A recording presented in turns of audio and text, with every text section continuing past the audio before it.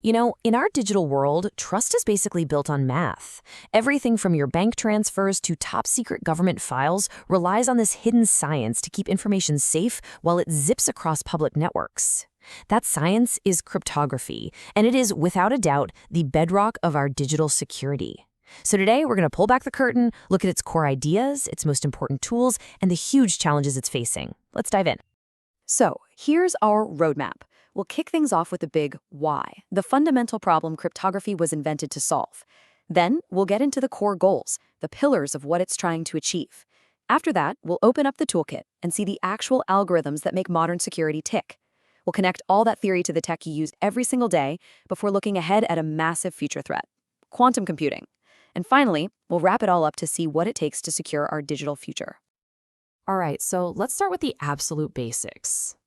You know, the core problem that cryptography solves is actually pretty simple to grasp, but the implications are huge. Every single piece of data you send, an email, a text message, a credit card number, travels over networks that are fundamentally public.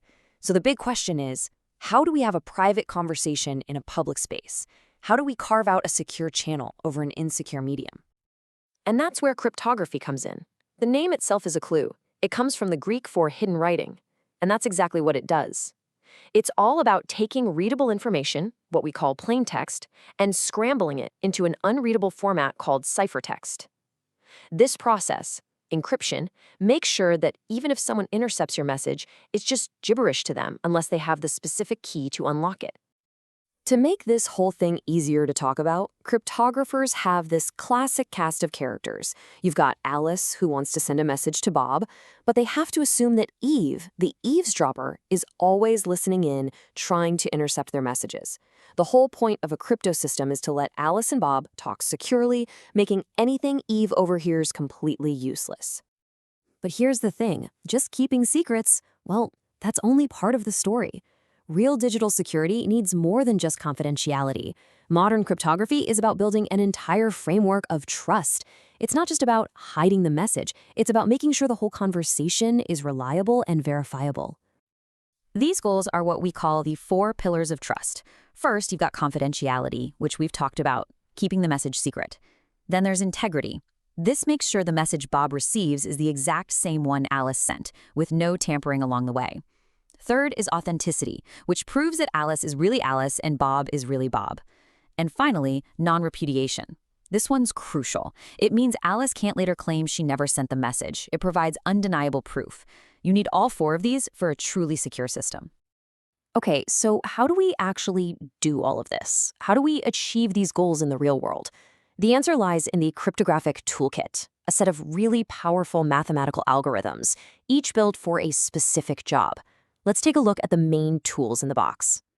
So encryption really comes in 2 main flavors. First up is symmetric key cryptography. This is pretty intuitive. Alice and Bob use the exact same secret key to both encrypt and decrypt a message. It's super fast and efficient, great for encrypting large files with algorithms like AES. But there's a big problem. How do you get that shared secret key to Bob in the first place without Eve stealing it? That's where the second flavor, asymmetric or public key cryptography, comes in. It was a total game changer, and it elegantly solves that key sharing problem.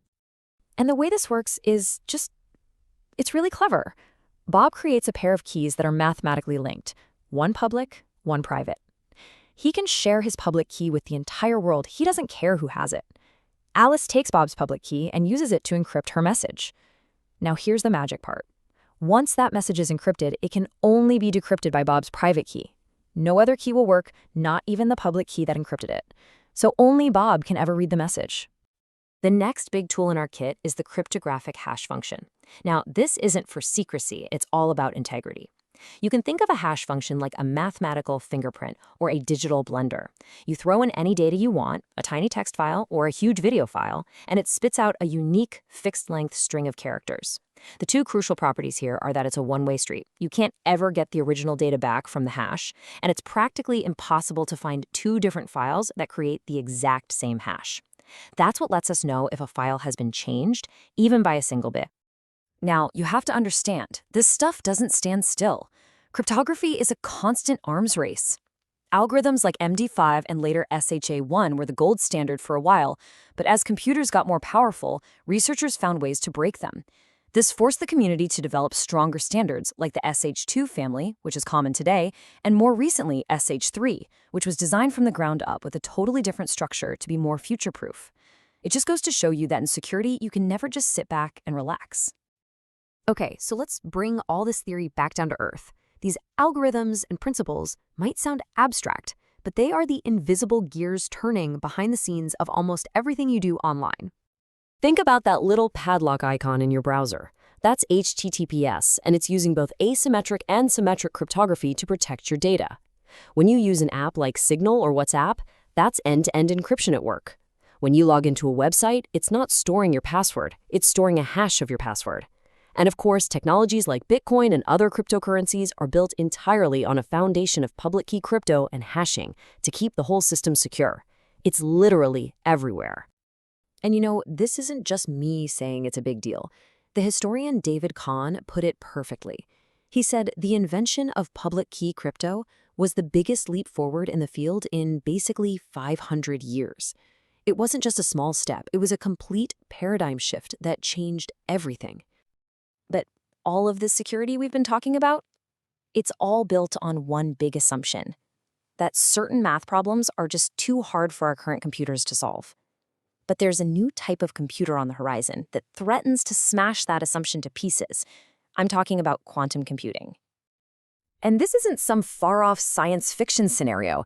The security of the algorithms that protect our internet, things like RSA and ECC, depends on the fact that it's incredibly hard to do things like factor large numbers.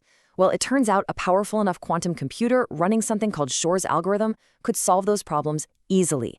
It could break our current public key encryption, not in years or decades, but potentially in seconds. That would be catastrophic. So what's the plan? Well, the good news is the smartest people in the field are already on it. The effort is called post-quantum cryptography, or PQC. It's a massive worldwide race to design and standardize a new generation of algorithms. These new systems are based on different kinds of math problems, things that we believe will be hard for even a quantum computer to solve. The goal is to get these new systems ready before the threat becomes real. Which really brings us full circle to a super important point. Cryptography isn't some static field where you find a solution and you're done forever.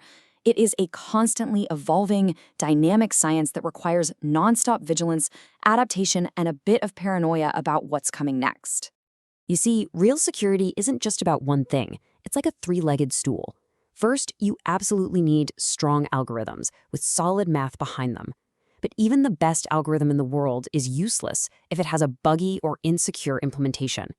And finally, even with a perfect algorithm and a perfect implementation, if you're careless with your keys, if you have poor key management, the whole system falls apart. You need all three legs for the stool to stand. When you really step back and look at it, this stuff is everything. Our entire digital society, from online shopping and private chats to the global financial system, is all built on this foundation of cryptography. Without the trust that these mathematical guarantees give us, our modern interconnected world simply couldn't exist as we know it. So I'll leave you with this question to think about. The need for secrecy is ancient, but the tools we use are changing faster than ever before. As we move into an age of unbelievable computing power, from AI to quantum, the responsibility to keep evolving this science is immense.